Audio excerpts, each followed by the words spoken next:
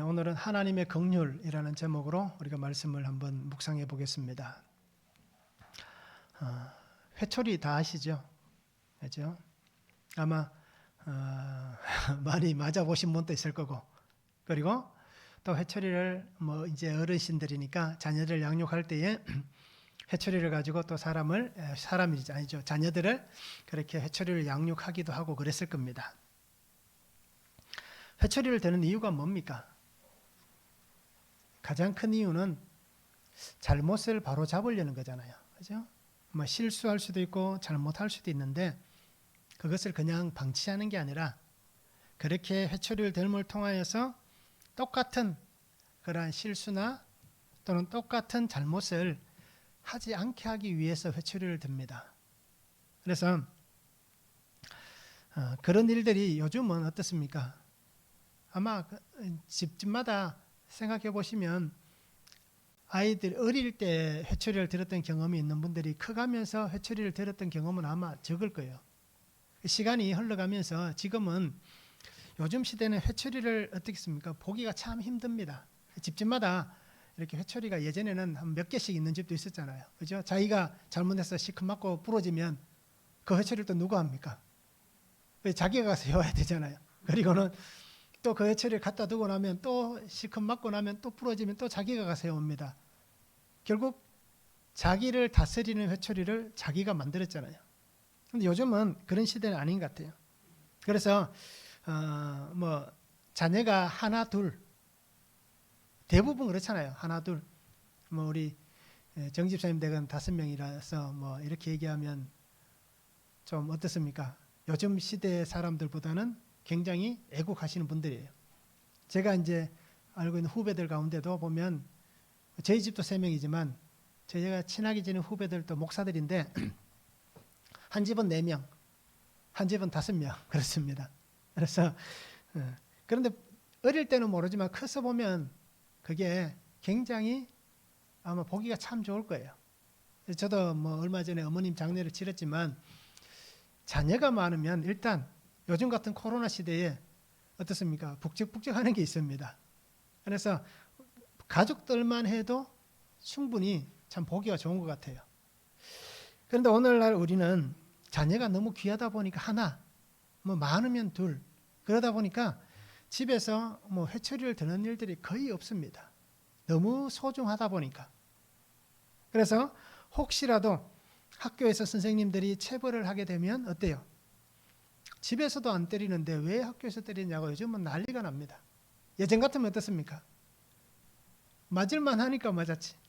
그리고 선생님들에게 부모님들이 뭐라고 얘기합니까? 더 혼내라고. 아마 요즘 이렇게 얘기하면 아이들이 깜짝 놀랄 거예요. 자, 그런 시대를 우리가 살았습니다. 그래서 이 회초리는 어떻게 보면 참 삶을 바르게 해주는, 그래서 이 아이가 자라가면서 성인이 될 때에 그래도 잘못된 길에 빠지지 않고, 다 그렇진 않지만 많은 아이들이 그래도 바르게 성장해 가는 것을 우리가 참 볼 수 있습니다. 그래서 삶에 어떻게 보면 굉장히 유익한 것이 바로 이 회초리였습니다. 그런데 오늘 우리가 성도가 하나님 앞에서 살아가면서 참 회초리를 맞으면 참 어떤 일이 벌어질까요? 굉장히 참 심각한 일들이 벌어질 거예요. 그렇죠? 하나님이 툭 치시면 우리는 그냥 완전히 박살나겠죠. 그런데 오늘 우리가 신앙을 바르게 하고 우리의 삶을 바르게 하기 위해서는 하나님의 회초리가 있어야 됩니다. 그래야 자기 생각대로, 자기 마음대로, 내 기분대로 살아가는 삶이 바뀔 수가 있습니다. 그 회초리가 뭐겠습니까? 정말 하나님께서 그 징계의 채찍을 드시는 것보다는 오늘 우리를 향하여서 하나님이 회초리를 드시는데 그 회초리가 바로 하나님의 말씀입니다. 그래서 우리가 매일 큐티를 통해서 말씀을 읽는 이유는 그 말씀이 내게 회초리가 되는 겁니다. 그죠? 그 말씀이 나를 찌르고 그 말씀이 나를 쪼개어서 하나님 앞에서 바르게 하고 온전하게 하는, 그래서 하나님께서 나를 통하여서 하나님의 일들을 잘 이루어 가실 수 있도록 내가 만들어져 가는 것이 바로 하나님의 말씀입니다. 그리고 오늘 우리 성도님들이 예수님 안에서 이 회초리를 잘 받으시기 바랍니다. 그죠? 잘 들고 가시기 바랍니다. 늘 말씀을 손에 드시기 바랍니다. 그죠? 어릴 때 회초리를 내가 만들어서 부모님에게 갖다 드리고 또 맞고 부러지면 또 만들어서 갖다 드리고 했던 것처럼 하나님의 말씀을 내가 잘 들고 가서 정말 하나님 주시는 그 참된 기쁨을 누릴 수 있고 또 이 말씀을 통하여서 하나님의 거룩한 그런 복된 삶으로 살아가는 귀한 성도들이 되면 참 좋겠습니다. 그래서 하나님의 회초리를 무서워하지 말고 왜 하나님 나에게만 이렇게 고난을 주시고 이렇게 힘든 말씀을 주시고 왜 나에게만 이런 아픔을 주십니까? 라고 하소연하지 말고 하나님의 회초리로 인해서 내가 그래도 잘 가고 있습니다. 이것이 하나님 내게 은혜이고 축복입니다. 라는 이 고백으로 살아가는 우리 성도들의 삶이 되기를 소망합니다. 오늘 말씀을 한번 보시기 바랍니다. 3장은 우리가 잘 알듯이 범죄한 인간들에 대해서 또는 뱀에 대해서 하나님이 심판하십니다. 징계를 하시는 장면이에요. 근데 그 중에서 14절부터 보면 뱀은 하나님께서 저주하십니다. 그래서 너는 이제는 배로 땅을 다녀야 된다라고 얘기합니다. 그리고 살아있는 동안에 너는 흙을 먹어야 된다라고 말씀합니다. 그리고 여인에게는 뭐라고 얘기합니까?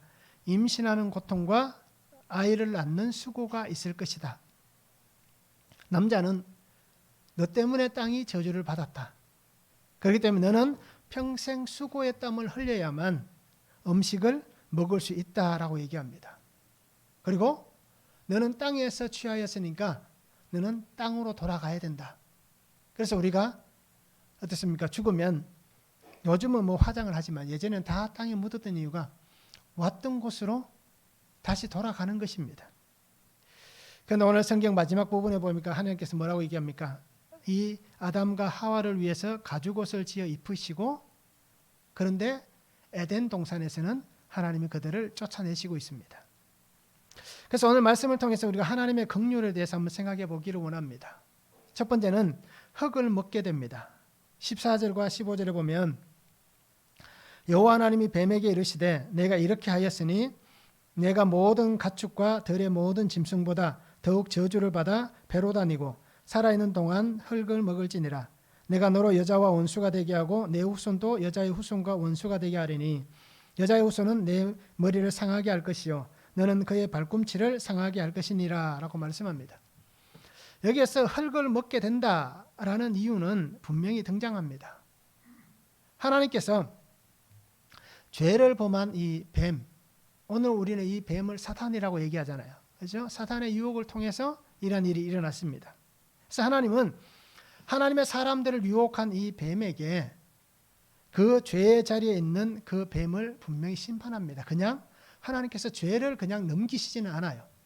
그래서 우리가 분명히 성경에서 보아 알듯이 우리도 범죄하면 그 죄의 대가는 분명히 치르게 되어 있습니다. 그냥 하나님이 용서해 주시지만 그 대가는 분명히 우리가 지불해야 됩니다. 그렇듯이 오늘 성경에도 보면 이 죄를 범한 이 뱀에게 하나님은 심판하시는데 어떤 저주를 받습니까? 모든 가축보다 더 저주를 받는다라고 얘기합니다. 하나님이 만드신 하나님의 창조하신 그 은혜 안에서 하나님이 만드신 피조물 그 어떤 것보다도 너는 더 큰 저주를 받게 될 것이다 라고 얘기합니다. 결국 이 얘기는 하나님이 주신 은혜가 이제 너에게는 존재하지 않을 것이다 라고 말씀하는 것입니다. 하나님의 은혜를 잃어버리는 존재가 되는 것입니다.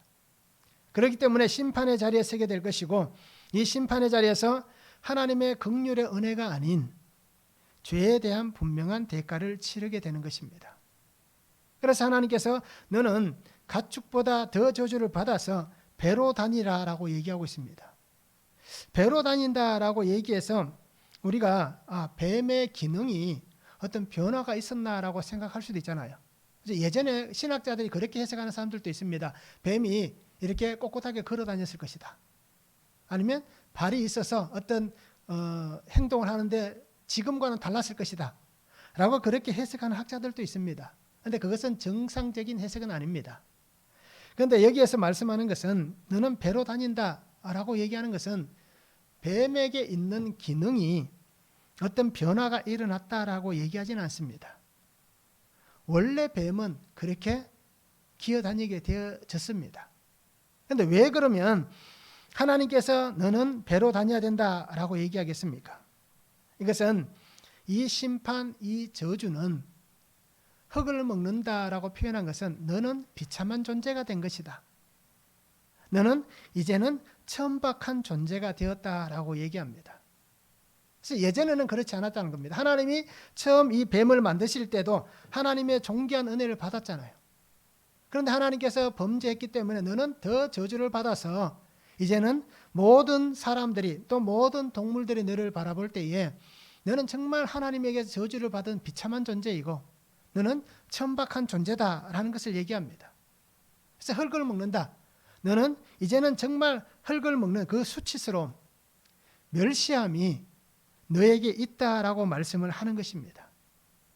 그렇지 않았던 존재가 이제 모두에게서 어떻게 보면 우리말로 표현하면 손가락질 받는 그러한 대상이 되었다라고 우리가 이렇게 생각해 봐도 아마 무방할 것입니다.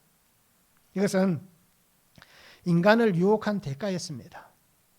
그래서 그 평생에 정말 이 수치가, 이 부끄러움이, 이 천박함, 이 비천함이 떠나가지 않는 그러한 어떻게 보면 한 번의 죄악이 그 인생을 완전히 변화시킨, 바꾸어버린 그러한 처절한 인생이 된 것입니다. 그래서 이사야 65장 25절에도 보면 이리와 어린 양이 함께 먹을 것이며 사자가 소처럼 짚을 먹을 것이며 뱀은 흙을 양식으로 삼을 것이니 나의 성산에서는 해함도 없겠고 상함도 없으리라 여호와께서 말씀하시니라 라고 기록하고 있습니다. 이사야 65장은 하나님께서 새 하늘과 새 땅을 회복하시는 그 은혜를 이스라엘 백성들에게 예언하신 말씀입니다. 그런데 그 말씀 속에 뱀은 어떻습니까? 여전히 흙을 양식으로 먹는다라고 얘기하고 있습니다. 새롭게 회복되는 새 하늘, 새롭게 회복되는 새 땅, 그 은혜가 있는 곳임에도 불구하고 뱀은 어떻습니까? 저주를 받았기 때문에 이 흙을 영원히 먹을 수밖에 없다. 너는 비천하고 천박한 존재이고 너는 수치스러운 존재다 라는 것이 계속해서 그대로 주어지는 것입니다. 그러기에 죄의 대가가 얼마나 크고 고통스러운지를 한번 보시기 바랍니다. 한 번 죄 지은 것 때문에 평생을 이렇게 사는데 그때 당시에 있었던 그 뱀만 그런 게 아니라 우리는 인간의 후손이잖아요. 이 뱀의 후손들은 어떻습니까? 똑같은 이 수치와 이 비천함을 당하고 있다라는 것입니다. 그러면서 오늘 또 성경에 보면 뭐라고 얘기합니까? 뱀은 여자와 원수가 될 것이다 라고 얘기합니다. 유혹하고 자기와 한편이었습니다. 함께 동조했잖아요. 자기가 얘기한 그 말에 이 여인이 함께 잘 동조해 주었고 어떻게 보면 함께 죄를 도모했던 좋은 관계였습니다. 어떤 목적을 가지고는 어떤 자신의 이익을 가지고는 함께 동조를 했는데 그런데 어떤 일이 벌어집니까? 이 심판 앞에서는 결국 서로가 등을 돌리고 그래서 여자가 뭐라고 얘기합니까? 저 뱀 때문에 라고 얘기하잖아요. 이렇듯 바로 하나님 앞에서 영원한 원수가 대적자가 되는 것입니다. 그런데 오늘 이 3장 16절은 어떻습니까? 3장 15절이죠. 이 말씀은 어떤 말씀입니까?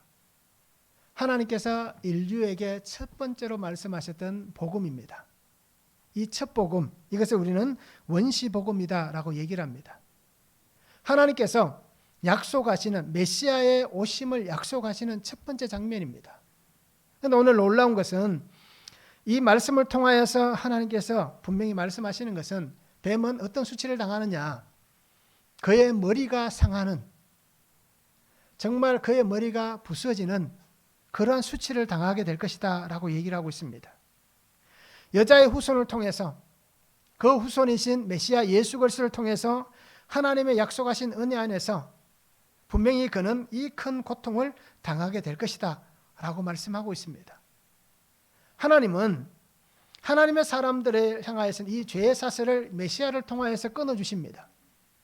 그런데 하나님은 이 생명의 은혜 안에서 모두가 다 회복되게 하심에도 불구하고 하나님을 대적한 이 사탄은 어떻게 됩니까? 그 회복됨에서도 여전히 떨어져 나가 있다라는 것입니다. 그러기에 하나님의 은혜의 약속이 선포되고 구속의 역사가 시작된 이 상황 속에서도 하나님은 그 악을 징벌하시고 또 그 악의 머리를 분명히 상하게 하신다라고 이렇게 말씀해 주시고 있습니다. 그래서 하나님께서는 이 구속사의 말씀을 첫 번째로 이곳에서 말씀하심을 통하여서 다시는 죄의 길에 들어서지 못하도록, 이 사단이 다시는 악을 도모하지 못하도록, 하나님의 말씀을 향하여서 대적하지 못하도록, 또 하나님의 사람들을 죄로 죽음으로 그들을 이끌어가지 못하도록 하나님의 강력한 심판이 바로 선포되고 있는 것을 볼 수가 있는 것입니다. 그래서 악은 어떻습니까? 결국 비참해질 수밖에 없습니다. 악은 모든 사람들 앞에서 수치스러울 수밖에 없습니다. 그리고 아무리 화려한 모습을 갖고 있다 할지라도 그 악은 천박할 수밖에 없습니다. 그러기에 오늘 우리 성도님들도 하나님의 은혜 안에서 우리가 혹시라도 이러한 모습이 여전히 남아있다면 우리의 이 수치와 이 부끄러움 자리에서 우리가 벗어날 수 있는 그런 삶이 되면 참 좋겠습니다. 그러기에 하나님의 다스림 안에서 이제는 그는 더 이상은 하나님의 은혜 안에 거할 수가 없는 존재가 되는 것입니다. 말씀을 한번 적용해 보시기 바랍니다. 나는 무엇에 마음이 빼앗겨 있습니까? 그래서 하나님의 약속을 저버리고 살아가고 있는 내 마음을 빼앗아서 내가 하나님의 말씀을 저버리고 살아가는 것은 무엇입니까?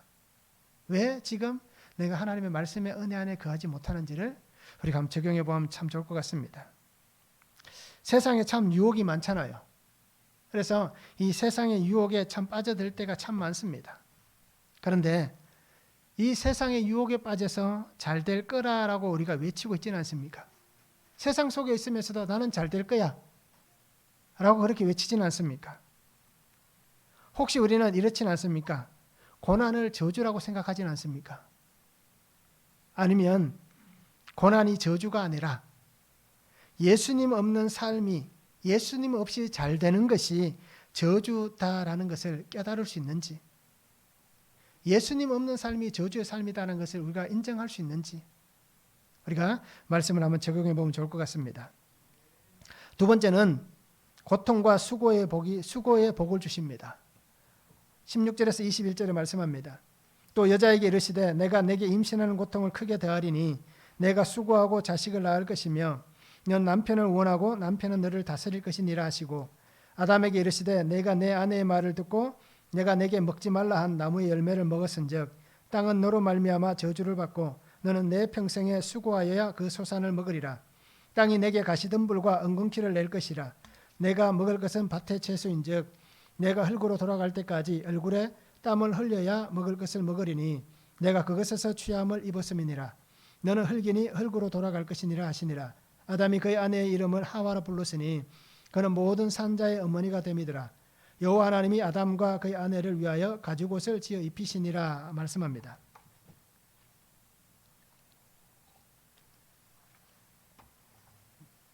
하나님께서는 먼저는 뱀을 심판하셨잖아요.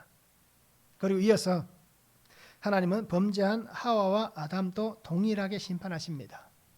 근데 여인에게 하신 심판을 보시기 바랍니다. 임신의 고통, 수고하고 자식을 낳는 고통이 있습니다. 임신과 이 해산은 어떻습니까? 한 생명을 하나님 주신 그 은혜잖아요. 그래서 한 생명을 잉태하는 어떻게 보면 굉장히 귀한 축복입니다. 그런데 범죄함으로 인해서 이것이 뭐가 됩니까? 하나님의 징계가 된 것입니다. 임신은 축복인데 임신을 하고 나면 어떤 고통이 따릅니까?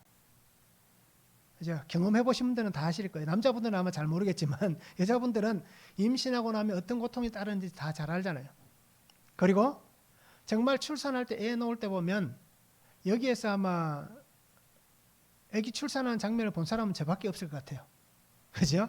연령대가 그런 것 같아요. 그래서 출산하는 거 보면 저도 주원이 때문에 봤습니다. 그 전에 2명은 못 봤는데 이제 시대가 바뀌고 나니까 그 출산할 때 그 남편이 들어갈 수 있더라고요, 이제는. 그래서 그 출산하는 걸 보면 얼마나 큰 수고하는지, 정말 얼마나 큰 수고를 하는지 우리가 잘 알 수가 있습니다.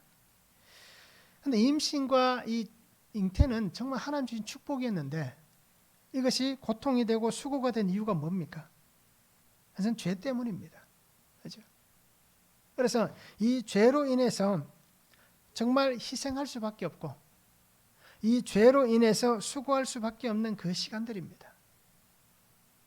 그래서 이 긴 시간 하나님 앞에서 우리는 하나님께서 그때를 다시 잊지 말고 기억하라라고 말씀하시는 것입니다.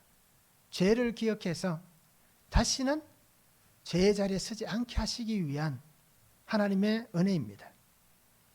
수고로 이 자녀를 해산한 이 큰 고통, 온몸이 다 찢어지고, 그죠? 온 뼈가 다 뒤틀리고, 그래서 이 출산을 한번 하고 나면 우리 여자분들의 온몸이 다 망가지잖아요. 그런데 이 시간들이 정말 어떻게 보면 굉장히 아픔의 시간들입니다. 하나님께서는 이러한 징계를 하신 겁니다. 그런데 그렇다고 해서 우리가 하나님 주신 이 생명을 소홀히 여길 필요는 없는 거예요. 왜요? 그것이 우리에게 주신 하나님의 은혜이기 때문에. 고난과 수고가, 고통이 하나님께서 우리에게 주신 축복입니다. 그러니까 우리가 이것을 잊지 않았으면 좋겠습니다. 또 오늘 여인에게 주신 그 하나님의 심판은 뭐겠습니까? 너는 남편을 원하고 남편은 너를 다스릴 것이다 라고 얘기를 합니다. 이 원한다는 단어는 테슈카라는 단어를 쓰는데요, 열망한다, 갈망하다 또는 욕망하다라는 뜻을 가지고 있습니다. 그러니까 내가 움켜쥐고 싶은, 그것을 쟁취하고 싶은 그런 뜻을 가지고 있습니다.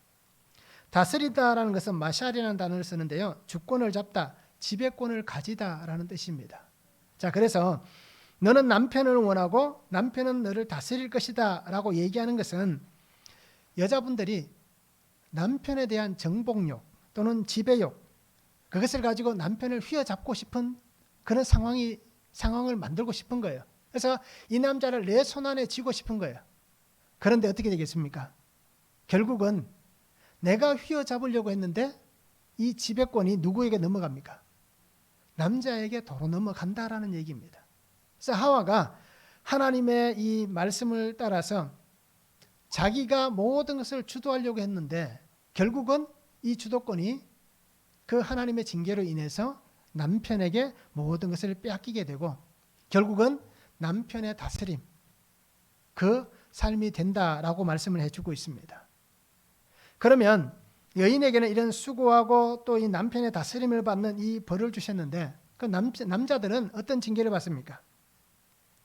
남자들에게 임한 심판은 참 특이합니다. 뭐냐면 땅이 저주를 받았다라고 얘기합니다. 앞에서 뱀과 하와는 본인에 의해서 본인이 그 징계를 받고 본인의 삶에 하나님께서 심판하시는데 아담을, 남자를 심판하실 때는 본인만 심판하는 것이 아니라 하나님이 만드신 이 피조 세계 자체를 심판하시고 있습니다. 왜 그럴까요? 아담은 땅에서 취한 존재잖아요. 하나님이 만든 피조물이었던 이 땅, 하나님의 피조 안에서 택하여 이 인간을 만들었기 때문에 결국 아담이란 이름 자체가 흙이, 땅이란 먼지란 뜻이잖아요. 그러니까 이것이 하나가 일치된다는 얘기입니다. 그래서 하나님은 이 하나님의 땅에서 취한 이 아담 때문에 결국 하나님이 만드신 세계 또한 함께 심판의 자리에 서게 되는 것을 말씀해 주시고 있습니다. 결국 이 얘기는 하나님이 만드신 이 창조의 아름다움을 가졌던 땅이 인간의 죄로 인해서 저주를 받아서 오늘 말씀같이 가시덤불과 엉겅퀴를 내는 척박한 땅이 되어버렸다는 겁니다. 정말 좋은 땅이었는데 죄로 인해서 그 땅이 척박한 땅, 사막과 같은 땅이 되어버린 그러한 고통이 있는 세상이 된 것입니다. 그래서 자신의 죄로 인해서 모든 세계가 함께 심판을 받게 된 것입니다. 또 한 가지는 평생에 수고하여야 소산을 먹는 심판을 받습니다. 그래서 남자들이 이렇게 고단하게 사는 이유는 죄 때문입니다. 그죠? 땀을 흘려야 되는 이유가, 그죠? 나가서 더 많이 수고하고 애써야 되는 이유가 이 죄 때문입니다. 그래서 집에서 혹시라도 그렇게 말하지 말기 바랍니다. 내가 얼마나 수고하고 이 가족을 먹여 살리려고 얼마나 노력하는데, 이렇게 얘기하지 말기 바랍니다. 왜요? 남자들이 지었던 죄 때문에 어쩔 수 없이 수고하고 땀 흘리는 겁니다. 저도 마찬가지고요. 그럴 때 우리가 분명히 잘 인식하시기 바랍니다. 가족을 양육하는 것도 맞지요. 가족을 먹여 살리고 그것으로 인해서 수고하는 것도 맞지요. 그런데 원래는 뭐 때문입니까? 우리 죄 때문에, 그렇죠? 자기 죄 때문에 그렇게 된 것입니다. 그래서 이 수고의 삶, 에덴에서는 평안하게 살았지 않습니까? 그냥 손만 뻗으면 열매가 있고, 손만 뻗으면 편안하게 먹고 마실 수 있는 그러한 삶이었는데, 이 평안함에서 이제는 걱정과 염려와 근심이 있는 그러한 인생이 된 것입니다. 하나님의 동산에서 주시는 열매를 마음껏 누리다가 이제는 내가 수고하지 않으면, 내가 희생하지 않으면, 내가 노동하지 않으면 이제 먹을 수 없는 그러한 인생이 되어버린 것입니다. 또 한 가지는 무엇입니까? 우리가 흙으로 돌아간다는 얘기입니다. 반드시 죽을 것이다 라고 말씀해 주시고 있습니다. 하나님께서 우리에게 주신 이 은혜는 에덴에 있을 때에 우리가 경험해 보지 못했으니까 알 수는 없지만, 아마 에덴에서의 아담과 하와도 영생을 누렸을 겁니다. 하나님의 주신 은혜 안에서. 그 시간이 얼마인지 우리가 정확히 알 수는 없지만, 우리가 이후에 천국에서 영생을 누리는 것과 똑같은 그런 모습이 아마 천국 에덴에서도 있었을 것입니다. 그런데 죄로 인해서 죽는 인생이 된 것입니다. 죄 때문에 하나님의 말씀을 떠나서 죽은 인생이 된 것입니다. 그래서 우리가 알듯이 성경이 분명히 얘기하잖아요. 내가 반드시 죽을 것이다. 하나님이 그렇게 말씀하셨는데도 불구하고 아담과 하와는 살아있잖아요, 지금. 그런데 그 육체가 살아있다고 해서 살아있다라고 얘기할 수는 없습니다. 하나님 주신 생기가, 하나님이 그 코에 불어넣어 주셨던 성령의 은혜가 끊어져 버린 겁니다. 결국 육신은 살아있지만 영이 죽어있는, 그리고 그 심판 가운데 있는 그러한 인생이 되어버린 것입니다. 그래서 로마서 6장 23절에 우리가 이렇게 얘기하잖아요. 죄의 삭은 사망이다 라고 얘기하잖아요. 야고보 1장 15절에도 욕심이 잉태한 즉 죄를 낳고 죄가 장성한 즉 사망을 낳는다. 결국 아담과 하와가 이 에덴에서 죽게 된 것도 무엇 때문입니까? 저것을 먹고 싶은 그 하나의 욕심으로 시작된 겁니다. 또 하나님과 같아질 것이다 하는 그 욕심으로 시작된 것입니다. 그리고 오늘 우리는 주의 말씀을 붙잡고 하나님의 은혜 안에, 그죠? 우리를 바르게 할 수 있는 신앙의 삶이 되면 참 좋겠습니다. 그래서 하나님은 분명히 말씀합니다. 흙에서 왔으니 흙으로 돌아가라 라고 얘기합니다. 우리는 티끌입니다. 먼지였습니다. 결국 이 흙이 모여서, 티끌이 모여서 살다가 결국 어떻게 됩니까? 다시 티끌로, 먼지로 죄가 되어 돌아가는 것입니다. 되었다함이 없는 인생이었습니다. 그 되었다함이 없는 삶을 살다가 이제 어떻습니까? 되었다함이 없는, 어떻게 보면 이 마지막을 남기고 가는 인생이 되는 것입니다. 그리고 오늘 우리 성도님들이 주님 안에서 이러한 징계의 삶이 있다라는 것을 잘 보시기 바랍니다. 그러면 이 고통과 수고가 왜 복이 되겠습니까?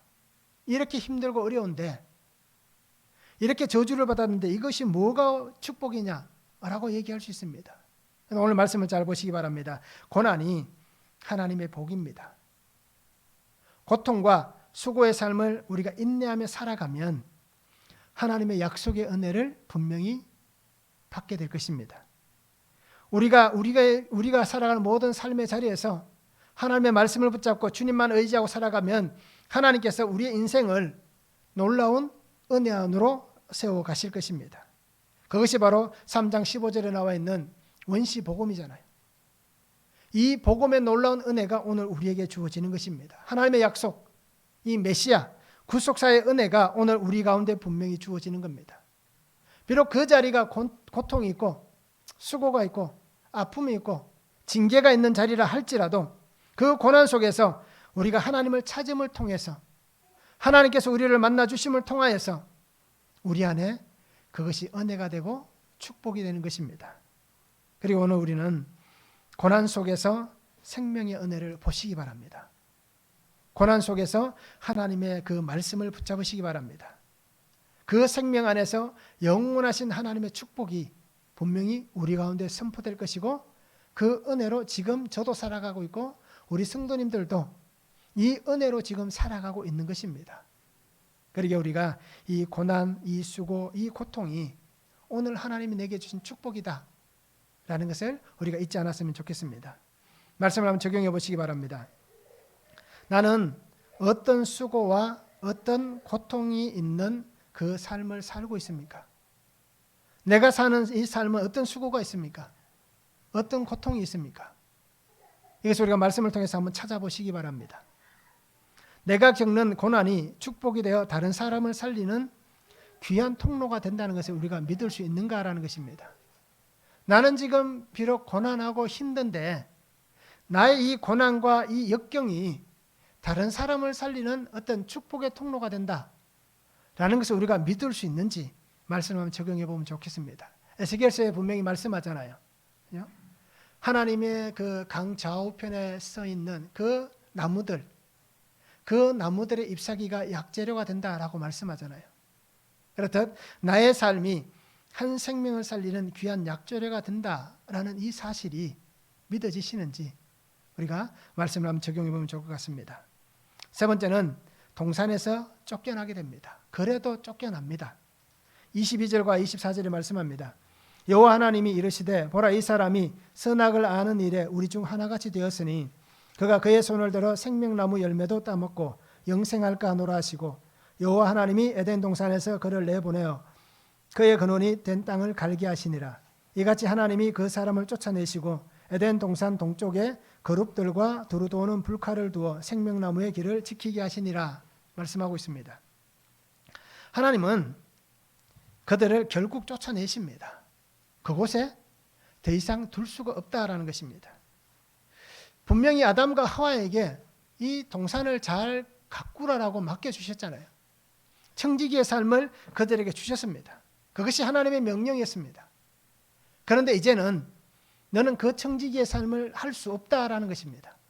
그래서 우리가 예수님이 그 비유하신 말씀들 보면 불의한 청지기의 비유가 나오잖아요. 그와 같이 불의한 자이기 때문에 이제 너는 청지기로서의 그 삶이 이제는 없다. 하나님께서 그 동산에서 그 청지기의 직분을 빼앗는 것입니다. 하나님께서는 이 동산에서 쫓아내는 이유가 있습니다. 그 가장 큰 이유가 오늘 성경에 분명히 등장합니다. 선악을 알게 하는 나무도 먹었는데, 나무 열매도 먹었는데 생명나무의 열매를 먹고 영생할까 한다 라고 얘기하고 있습니다. 결국 이 얘기는 앞에서는 그래도 에덴에서의 삶이 범죄하기 이전의 삶이 어떻게 보면 영생에 가까운 삶이었다라고 우리가 생각해 볼 수도 있지만 또 이 말씀을 보면 어떻습니까? 어느 정도 한계는 있었다라고 우리가 또 해석할 수도 있는 겁니다. 그런데 그 길이가 그 시간이 뭐 얼마인지는 알 수가 없습니다. 그런데 생명나무 열매로 인해서 또 하나님 앞에 범죄할까 싶어서 하나님께서는 그들을 동산에서 쫓아내시고 있습니다. 그런데 놀라운 것은 동산에서 쫓아내시면서도 하나님은 그들에게 어떻습니까? 복을 주시고 있습니다. 그것이 우리가 많이들 아마 이 말씀으로 위로를 많이 받으실 텐데요. 21절 말씀입니다. 여호와 하나님이 아담과 그의 아내를 위하여 가죽옷을 지어 입히시니라. 아마 이 말씀으로 우리가 많이 위로를 받으실 거예요. 바로 이 말씀 때문에 우리가 고통하고 수고하지만 그래도 이것이 하나님 은혜입니다 라고 얘기하는 부분이 될 것입니다. 하나님께서는 그들의 수치를 가려주십니다. 그들의 부끄러움을 가려주십니다. 뱀은 어떻습니까? 흙을 먹게 된다. 수치를 드러냈잖아요.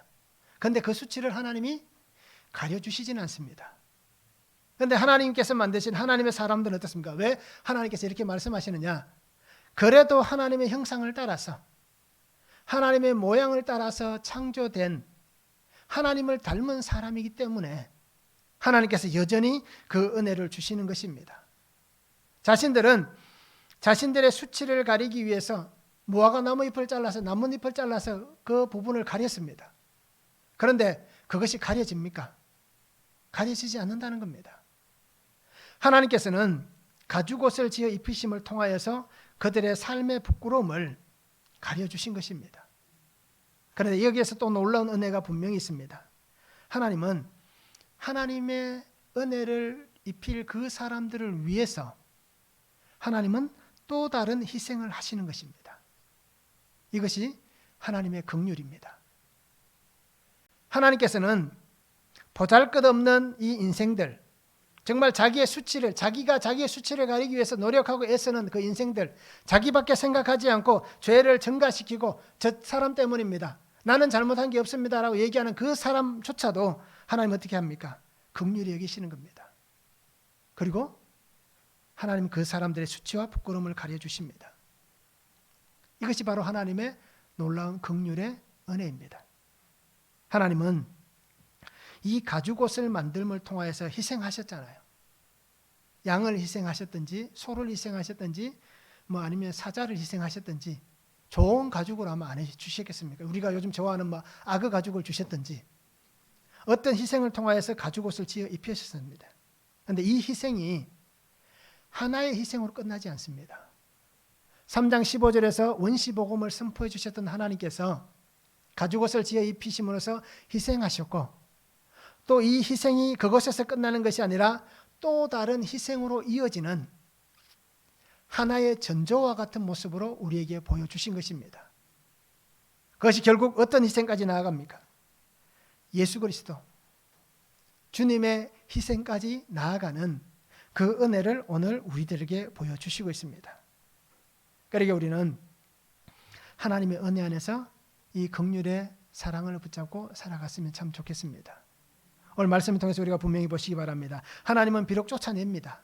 왜요? 죄에 대한 징계이기 때문에, 죄에 대한 심판이기 때문에 하나님은 분명히 쫓아냅니다. 그런데 하나님도 그들과 함께 쫓겨나십니다. 이것이 하나님의 동행입니다. 죄로 인해서 에덴에서 하나님이 그들을 쫓아내시지만 그들만 쫓아내신 것이 아니라 하나님께서 동행하시면서 하나님도 그곳에서 동행함으로 쫓겨나시는 그 은혜를 하나님께서 오늘 주시고 있는 것입니다. 이것이 아버지의 마음입니다. 그리고 오늘 우리 성도님들도 이 마음을 잘 보시기 바랍니다. 그리고 이 말씀에 순종하고 이 마음에 순종하고 인내하고 하나님이 내게 주신 그 삶 속에서 믿음으로 끝까지 하나님과 동행하는 그런 복된 인생이 되시기 바랍니다. 많은 사람들이 그렇게 외치잖아요. 왜 나만 이런 고난을 겪습니까? 그때 하나님 뭐 하셨습니까? 라고 많이들 얘기할 거예요. 저도 많이 그렇게 얘기했고. 그런데 어떻습니까? 하나님은 똑같이 그 고난 속에 있고, 똑같이 그 눈물 속에 있고, 똑같이 그 죽음의 터널 가운데 있는 것입니다. 그것이 하나님의 동행하심입니다. 그리고 우리가 이 은혜를 붙잡았으면 참 좋겠습니다. 말씀을 한번 적용해 보시기 바랍니다. 무화과 나무 잎으로도 가릴 수 없는 나의 죄와 수치를 하나님이 가죽옷으로 덮어주신 간증이 있습니까? 나에게는 어떤 간증이 있습니까? 이 간증들을 우리 성도님들이 말씀 안에서 잘 준비해 두시기 바랍니다. 언젠가는 우리가 예배 시간에 간증할 날들이 분명히 한 사람 한 사람에게 생겨날 것입니다. 지금 그래서 미리 말씀을 드립니다. 이 수치와 이 부끄러움, 정말 무화과 나무 잎으로도 가릴 수 없는 이 수치와 부끄러움, 그것을 하나님께서 가죽옷으로 덮어주신 그 은혜의 간증이 있는지 우리가 말씀 안에서 잘 묵상해 보시기 바랍니다. 하나님은 심판의 자리에서 심판하십니다. 징계하실 것은 징계하십니다.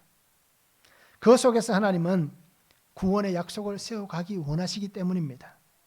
하나님은 하나님의 은혜, 구속의 은혜를 분명히 이 아담에게도 주셨고 오늘 우리에게도 주시고 있습니다.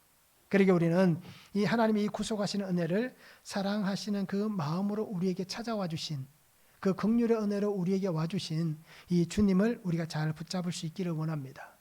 그래서 날마다 이 고난이 축복이 되는 삶이 되기를 바랍니다. 아픔과 시련이 분명히 우리 속에 있지만 그러나 이 아픔과 시련을 하나님께서 사용하신다라고 믿음으로 고백하시기 바랍니다.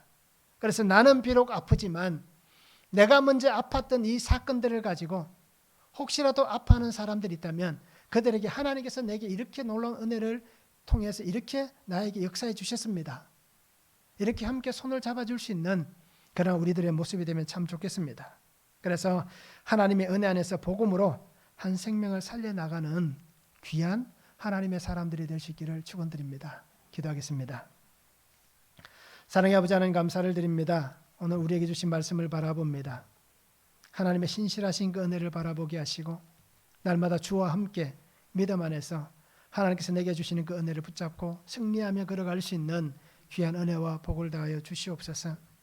아버지의 긍휼 그 은혜가 오늘 우리에게 있습니다. 죄로 인해서 심판받지만 징계를 받지만 쫓겨나지만 고통하고 수고하지만 아버지 하나님 그것이 고난이 그 아버지 하나님 힘듦이 오늘 우리에게 복이 되는 은혜를 주셨습니다. 그것은 그 고난 속에서 하나님은 복음의 놀라운 역사를 이루어 가시고 예수 그리스도 구속의 역사가 분명히 일어날 것이다 라고 말씀해 주시고 있고 또 특별히 아담과 하와가 그 수치와 부끄러움 그 아버지 하나님 징계 속에서도 그 쫓겨남 속에서도 하나님께서 함께 동행하시며 하나님도 그 에덴에서 쫓겨나시는 그 은혜를 오늘 우리에게 주시며 하나님의 땅에서 함께 살아가시고 있습니다. 아버지 하나님 이렇듯 오늘 우리도 주와 함께 살아가는 모든 삶에 오직 하나님이 나를 사용하시는 귀한 하나님의 사람들이 되어서 복음의 놀라운 일들을 이루어갈 수 있도록 아버지 은혜 위에 은혜를 다하여 주시옵소서. 감사를 드리며 예수 그리스도 이름으로 기도하옵나이다. 아멘.